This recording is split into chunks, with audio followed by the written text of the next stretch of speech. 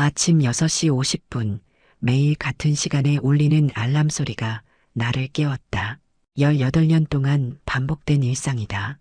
옆자리를 보니 소연은 이미 자리를 비웠다. 요즘 그녀는 나보다 더 일찍 일어나 준비를 한다. 욕실에서 흐르는 물소리가 들렸다. 평소보다 오래 씻는 것 같았다. 아침 먹고 가요?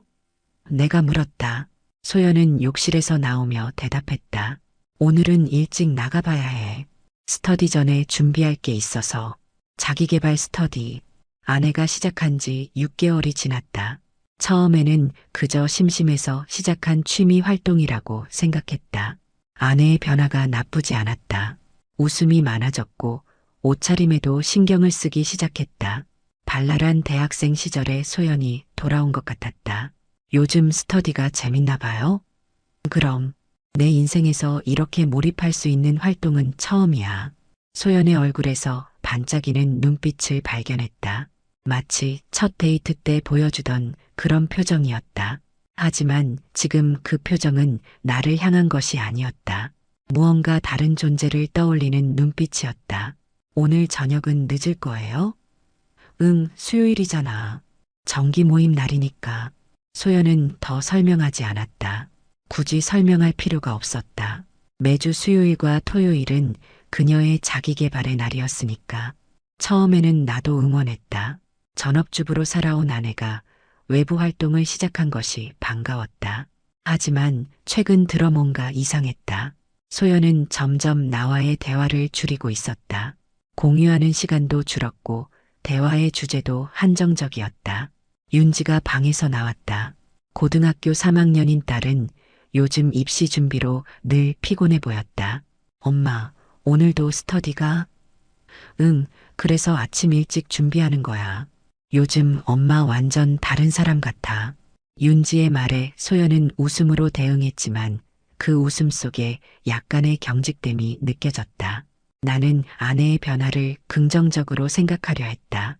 대학 교육청에서 일하는 평범한 공무원인 내가 아내에게 큰 자극을 주지 못했을 수도 있다. 결혼 18년 차 서로에 대한 설렘은 이미 오래전에 사라졌다. 오늘 저녁은 내가 차려놓을게요. 마음껏 공부하고 와요. 고마워. 근데 오늘은 회식이 있을 것 같아. 늦을 수도 있어. 회식?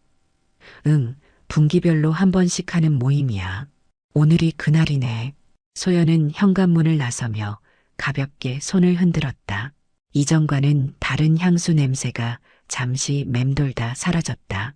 새 향수인가? 묻지 않았다. 굳이 알 필요가 없다고 생각했다. 하지만 마음 한구석이 불편했다. 윤지도 느꼈는지 내게 물었다. 아빠, 엄마 요즘 좀 이상하지 않아? 왜? 엄마가 자기 시간을 갖는 게 이상한가? 그게 아니라 뭔가 숨기는 것 같달까? 윤지의 말이 내 마음속 작은 의심의 씨앗에 물을 주었다. 소연의 변화가 단순한 자기계발 때문일까? 아니면 다른 이유가 있는 걸까? 그날 저녁 나는 혼자 저녁을 먹고 소파에 앉아 아내의 귀가를 기다렸다. 시계는 11시를 가리키고 있었다. 회식이 이렇게 늦게까지 이어지는 건가? 문득 아내의 휴대폰을 확인하고 싶은 충동이 들었다. 하지만 18년 동안 한 번도 그런 적이 없었다. 신뢰는 결혼 생활의 기본이라고 생각해왔으니까. 토요일 오후 나는 시내 중심가에 있는 카페 앞에 서 있었다. 딸 윤지가 학원에 가면서 소연의 스터디 장소를 알려준 덕분이다. 단순한 호기심이라고 스스로에게 말했지만 내 발걸음에는 불안감이 묻어 있었다. 카페 창문 너머로 소연을 발견했다. 그 옆에는 한 남자가 앉아 있었다. 나이는 나와 비슷해 보였다. 검은색 셔츠에 청바지를 입은 그는 소연에게 뭔가를 열심히 설명하고 있었다. 소연은 그의 말에 미소를 지으며 고개를 끄덕였다. 그들 사이의 거리는 너무 가까웠다. 비즈니스 관계라기에는 친밀해 보였다. 남자가 소연의 노트에 무언가를 적으며 설명하는 동안 두 사람의 어깨가 자연스럽게 맞닿았다. 소연은 그것을 피하지 않았다. 내 심장이 빠르게 뛰기 시작했다. 그들의 모습을 10분 정도 지켜본 후 집으로 돌아왔다. 아내를 미행한 것이 부끄러웠지만 마음속 의심은 더 커졌다. 그날 저녁 소연이 돌아왔을 때 내 얼굴은 평소와 달라 보였을 것이다. 스터디는 어땠어요? 가능한 담담하게 물었다. 좋았어. 오늘은 목표 설정에 관한 주제였어. 혼자서 공부했어요? 아니, 멘토가 있었지. 최도연 씨라고 우리 스터디 리더야. 소연은 침착하게 대답했다. 아무것도 숨기지 않는 듯한 태도였다. 어쩌면 내 의심이 과장된 것일 수도 있다고 생각했다. 하지만 그날 본 광경이 자꾸 떠올랐다. 그들의 가까운 거리감, 소연의 반짝이는 눈빛, 아내가 나를 향해 보여주지 않았던 표정들이 계속 머릿속을 맴돌았다. 그 멘토는 어떤 사람이에요? 심리학 전공했고 자기계발 분야에서 꽤 유명하대. 강연도 많이 하는 사람이야. 왜? 그냥 궁금해서. 요즘 아내가 그 스터디에 푹 빠져 있으니까.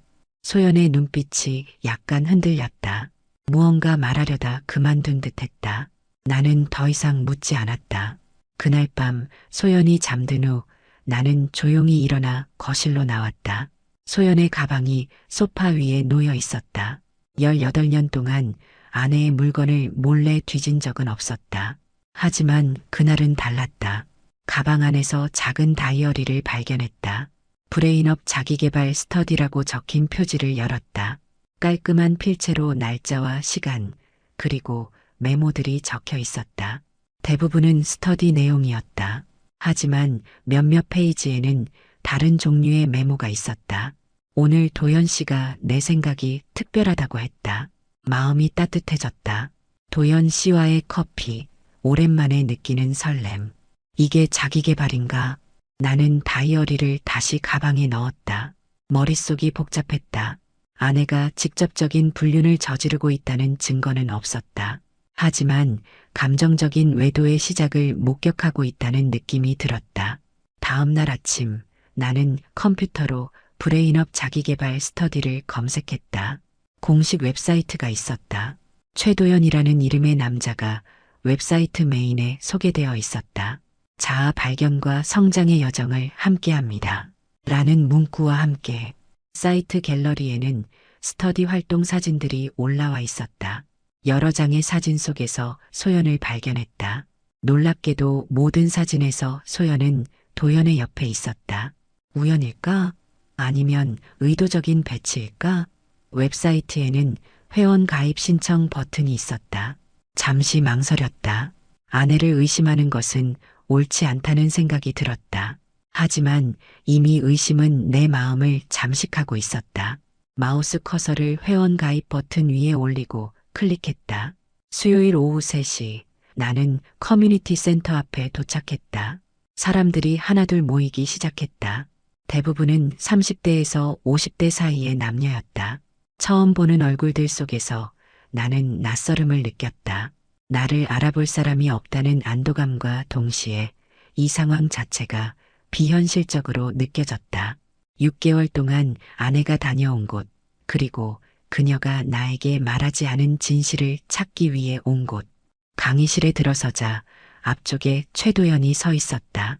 사진으로 본 것보다 더 자신감 있어 보였다.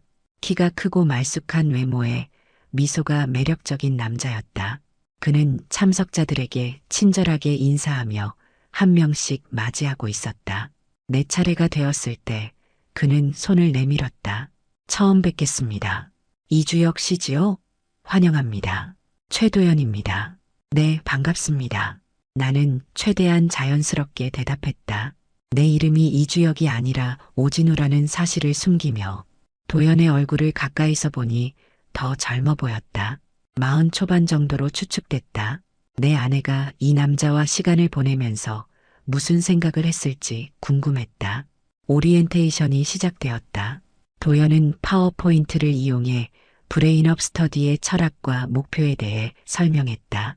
우리는 단순한 지식 공유를 넘어 인생의 진정한 변화를 추구합니다. 자신의 한계를 뛰어넘는 경험, 그것이 바로 브레인업입니다. 그의 말투는 열정적이면서도 부드러웠다. 청중들은 그의 말 한마디에 집중했다. 나조차도 그의 카리스마에 빠져들고 있었다. 오리엔테이션이 끝나고 소모임으로 나뉘어 자기소개 시간이 이어졌다. 내가 속한 그룹에는 5명이 있었다. 나는 교육청 공무원이라는 실제 직업을 밝히되 이름과 개인적인 상황은 변경해서 말했다. 저는 이주혁이라고 합니다. 교육 관련 일을 하고 있고 평소 자기계발에 관심이 많았습니다.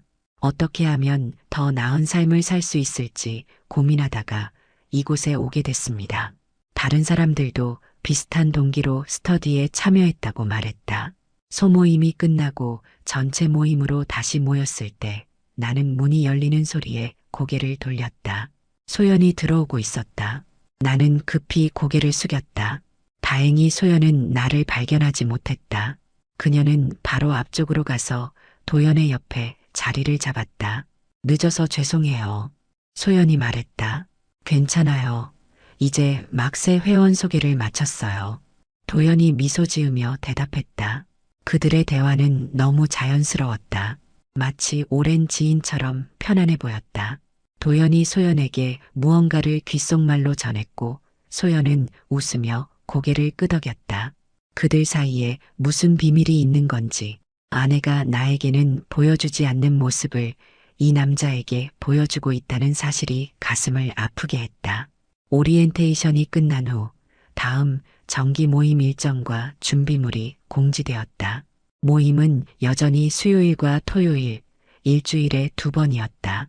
나는 최대한 소연과 마주치지 않도록 조심하며 자리를 떠났다. 집으로 돌아오는 길, 내 마음은 복잡했다. 아내를 의심하고 감시하는 이런 행동이 옳은 것인지 자문했다. 하지만 이미 시작된 일이었다. 진실을 알기 위해서는 끝까지 가봐야 했다. 스터디에 합류한 지 2주일이 지났다. 나는 이주혁이라는 가면을 쓰고 아내의 세계를 관찰하고 있었다. 그동안 직접적인 증거는 발견하지 못했지만 도연과 소연의 관계가 단순한 멘토와 학생 관계를 넘어선다는 것은 분명해 보였다. 그들은 항상 서로를 찾았고 모임이 끝난 후에도 따로 이야기를 나누는 경우가 많았다. 금요일 저녁 소연은 내게 토요일 스터디 후에 회식이 있다고 말했다. 오늘 늦게 들어올 거야. 분기마다 하는 큰 회식이라 빠지기 어려워. 나는 고개를 끄덕였다. 이번에는 도연이 정말 모든 회원을 위한 자리를 마련했는지 확인해 보고 싶었다. 토요일 오후 나는 평소보다 일찍 스터디 장소에 도착했다. 이번 주제는 목표 달성을 위한 마인드셋이었다.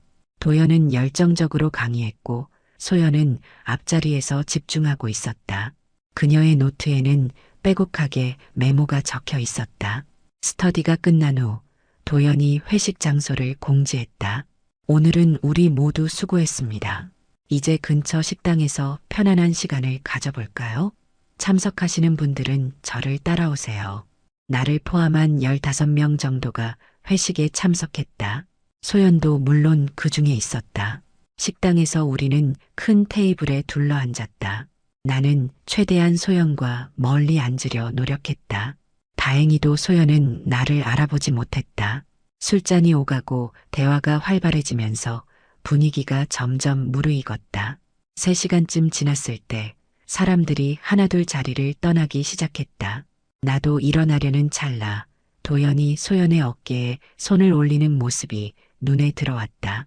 그의 손길은 자연스러웠지만 필요 이상으로 오래 머물렀다. 소연은 그 접촉에 불편함을 보이지 않았다. 오히려 미소로 화답했다. 오늘 수고 많았어요. 소연 씨 덕분에 모임이 더 활기찼어요. 과찬이세요. 제가 뭘 했다고. 겸손하시네요. 소연 씨는 항상 분위기를 밝게 만들어요. 도연의 칭찬에 소연은 얼굴을 붉혔다. 내 아내가 다른 남자의 칭찬에 수줍어하는 모습을 본 건 처음이었다. 내 손이 무의식적으로 주먹을 쥐었다가 풀었다. 감정을 억누르는 것이 쉽지 않았다. 마음속으로는 일어나 도연의 얼굴에 주먹을 날리고 싶었다. 하지만 그러면 내 정체가 드러날 것이고 아직은 더 많은 것을 확인해야 했다. 회식이 끝나고 남은 사람은 나, 도현, 소연, 그리고 다른 2명뿐이었다. 도현이 제안했다. 이제 2번째 장소로 갈까요? 좀 더 편하게 이야기할 수 있는 곳으로요. 나는 당황했다. 이 상황을 어떻게 해야 할지 몰랐다.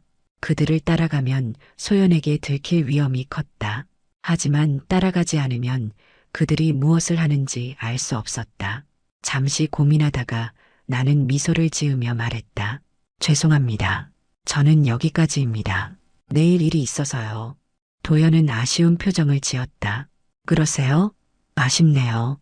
다음에는 꼭 함께해요. 나는 식당을 나와 조금 떨어진 곳에 차를 세워두고 기다렸다. 20분 후 도연, 소연, 그리고 나머지 2명이 식당을 나왔다. 그들은 도연의 차에 올라탔다. 나는 조심스럽게 그들을 뒤따랐다. 차가 시내를 벗어나 조용한 주택가로 향했다. 결국 그들은 한 아파트 앞에 멈췄다. 고급스러운 외관의 건물이었다. 다음 날 아침 소연은 평소와 다름없이 행동했다. 마치 어제 일이 전혀 특별하지 않았다는 듯이. 아침 식사 테이블에서 그녀는 밝은 목소리로 말했다. 어제 스터디가 정말 알찼어. 요즘 내 삶이 너무 달라진 것 같아. 나는 아내의 얼굴을 유심히 살폈다. 그녀의 눈빛에서 죄책감은 찾아볼 수 없었다.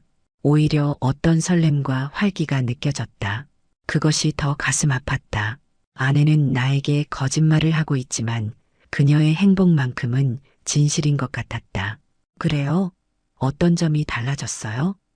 나는 가능한 평범하게 물었다. 요즘엔 매일 아침이 기대돼. 무언가 새로운 것을 배울 수 있다는 기대감이 있달까? 예전엔 그냥 하루하루 살았는데 소연의 말에 쓴웃음이 나왔다. 그 새로운 것이 도연이라는 사실을 그녀는 모르고 있었다. 나는 더 이상의 질문을 참았다. 대신 출근 준비를 서둘렀다. 오늘은 좀 일찍 나가볼게요. 교육청에 제출할 서류가 있어서. 그래, 저녁은 내가 준비할게. 소연의 평소와 같은 일상적인 대화가 이제는 가식처럼 느껴졌다. 나는 출근을 했지만 일에 집중할 수 없었다. 머릿속에는 계속해서 도연과 소연의 모습이 맴돌았다. 동료들이 내 안색이 좋지 않다고 물었지만 단순한 피로라고 얼버무렸다. 점심시간 나는 혼자 구내식당에 앉아 식사를 했다. 옆자리에서는 2 여직원이 수다를 떨고 있었다. 요즘 자기계발 스터디 많이 하더라. 너도 해볼래? 난 귀찮아. 근데 친구가 하는데 보니까 스터디보단 미팅에 가까운 것 같더라고. 남자 멘토가 있는데 여자들만 챙긴대. 그 대화가 내 귀에 꽂혔다.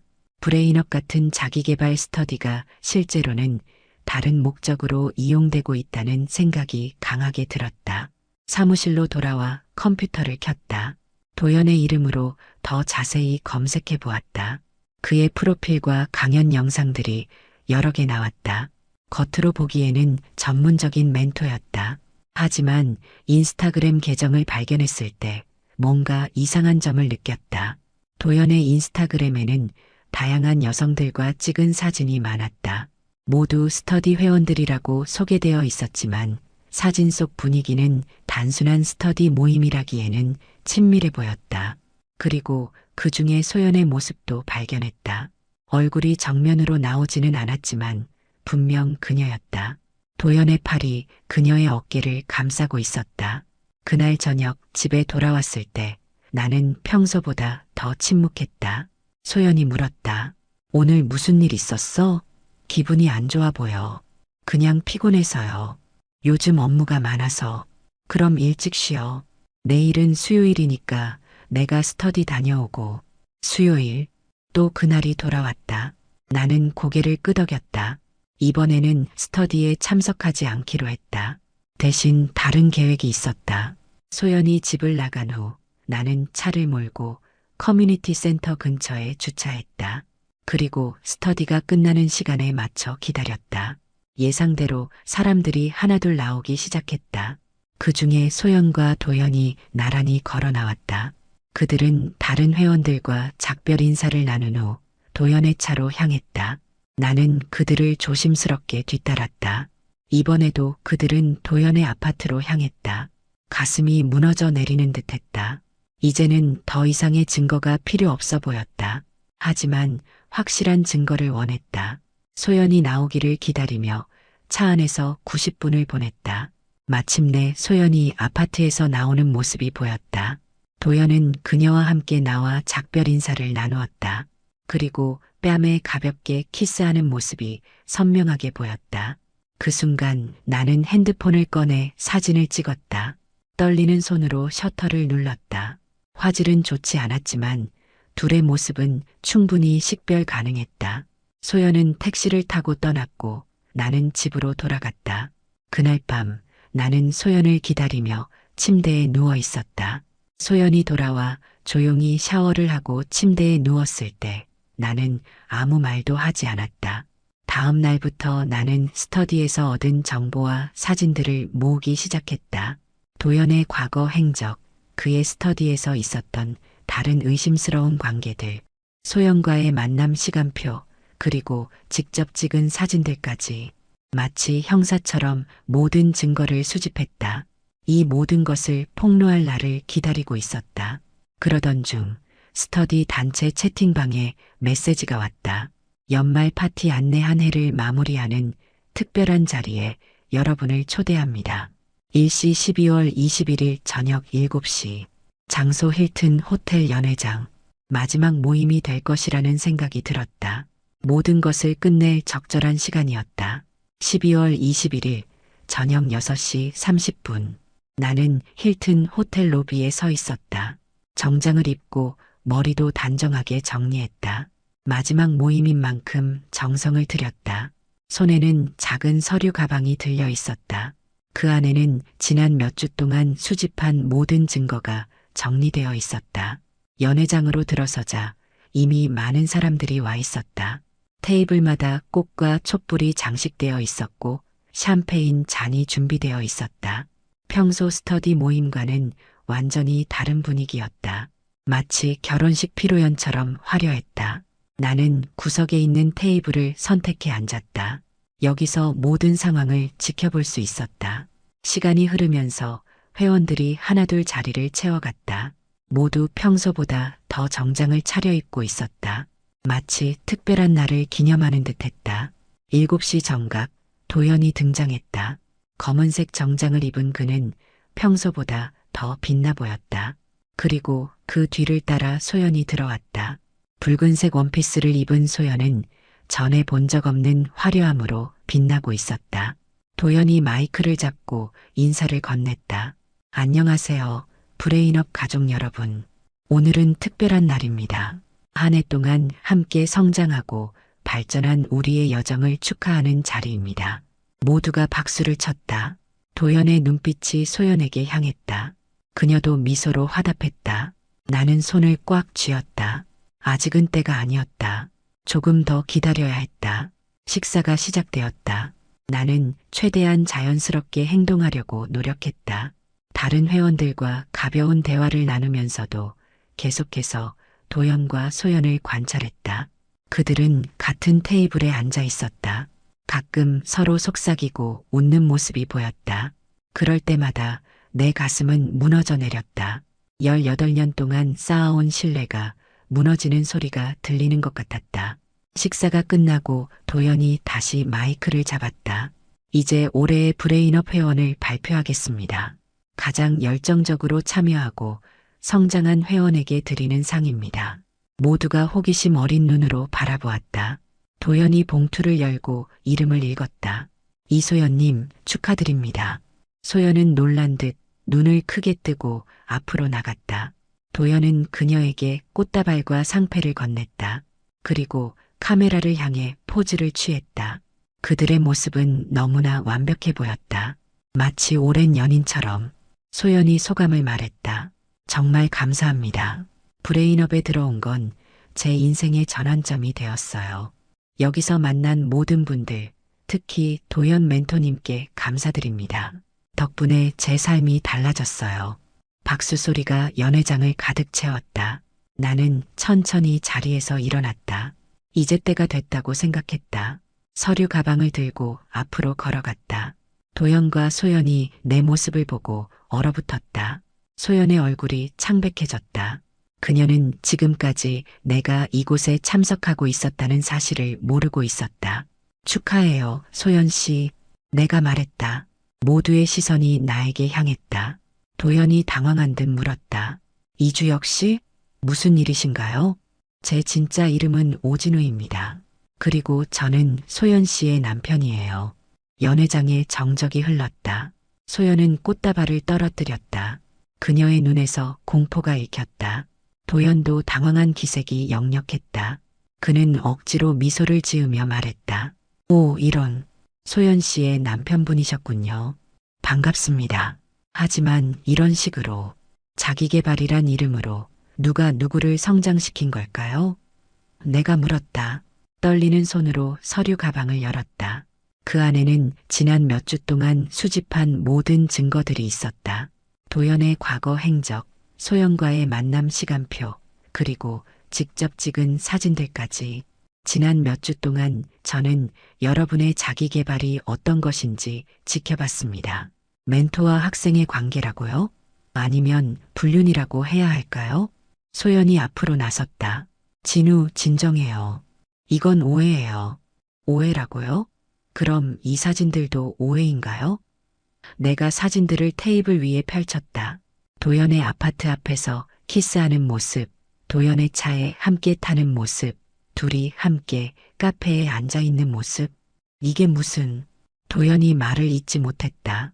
도연 씨, 당신은 이런 식으로 다른 여성들도 유혹했죠? 과거에도 여러 번 비슷한 관계가 있었다고 들었습니다.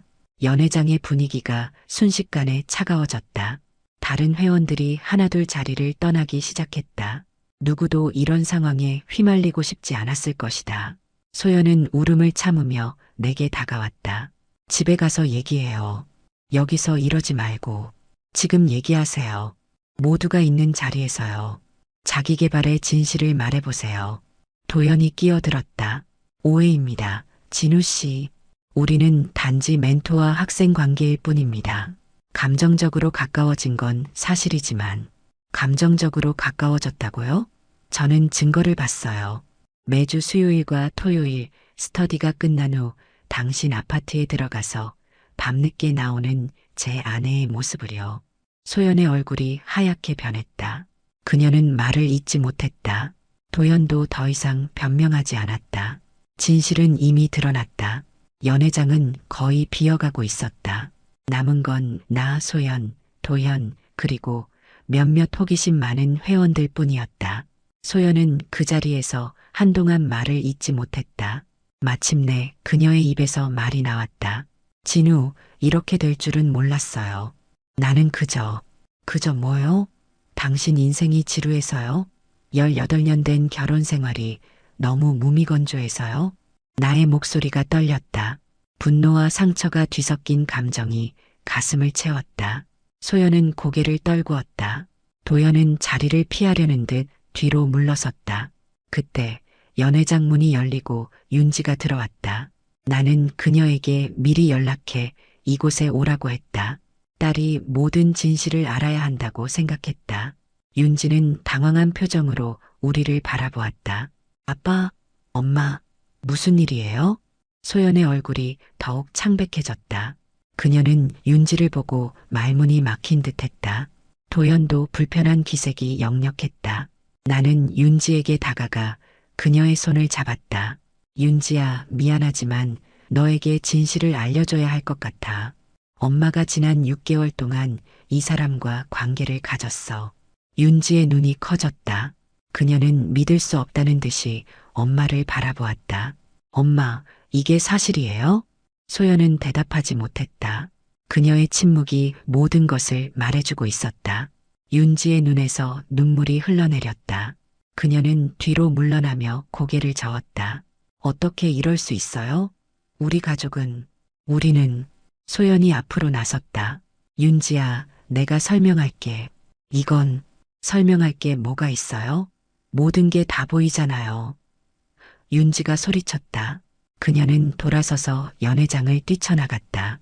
소연이 그녀를 쫓으려 했지만 내가 막아섰다. 이제 그만해요. 당신은 이미 충분히 상처를 줬어요.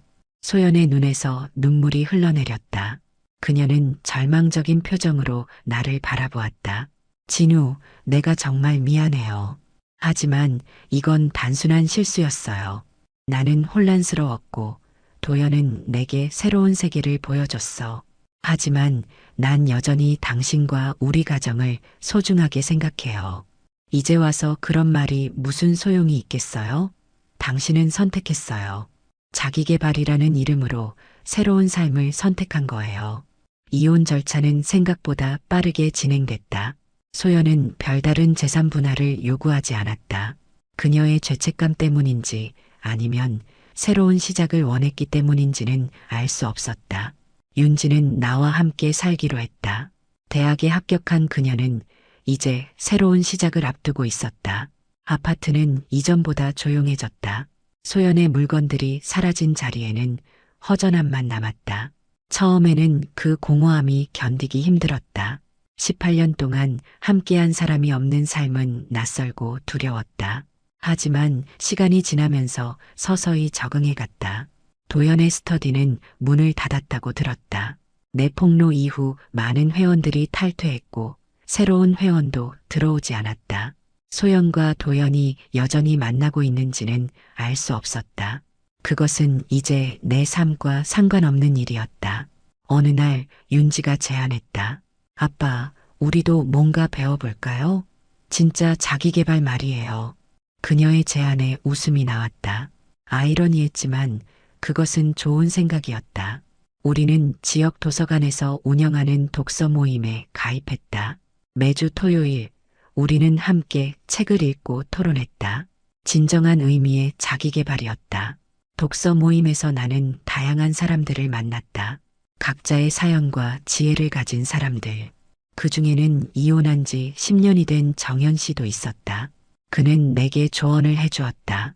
상처는 시간이 지나면 아무는 법이에요. 하지만 그 흉터는 남죠. 그 흉터를 부끄러워하지 마세요. 그건 당신이 살아왔다는 증거니까요. 정현 씨의 말이 내 마음에 위로가 되었다. 상처는 분명 있었지만 그 속에서도 나는 새로운 삶을 찾아가고 있었다. 윤지와 함께하는 시간이 많아졌고 퇴근 후 즐기는 취미도 생겼다. 도서관에서 만난 사서 김민지 씨는 나에게 또 다른 세계를 보여주었다. 그녀는 진정한 자기계발이 무엇인지 알려주었다. 자기계발은 다른 사람을 통해서가 아니라 자신의 내면에서 시작되는 거예요. 당신 안에 있는 힘을 믿으세요. 그 말이 내 가슴에 깊이 울렸다. 18년의 결혼 생활이 끝났지만 내 인생은 여전히 계속되고 있었다. 소연과의 추억은 내 안에 남아있지만 이제는 그 추억에 갇혀있지 않았다. 윤지가 독서 모임에서 발표한 글의 마지막 문장이 내 가슴에 깊이 남았다. 진정한 성장이란 버려야 할 것을 아는 지혜와 새로운 것을 받아들일 수 있는 용기를 갖는 것이다. 내 딸은 벌써 어른이 되어 있었다. 소연보다 그리고 나보다도 더 빨리 깨달은 삶의 진리였다. 도서관 창가에 앉아 윤지와 함께 책을 읽으며 나는 미소 지었다. 자기계발이라는 이름 아래 안에는 다른 삶을 쌓았지만 나 역시 그 속에서 새로운 삶을 발견했다. 그것이 인생이라는 불가사의한 여정의 한 부분이 아닐까. 무너진 것 위에 다시 짓는 용기, 그리고 그 과정에서 발견하는 자아. 이제 나는 알고 있다. 진정한 자기계발은 결국 자신을 정직하게 마주하는 것에서 시작된다는 사실을.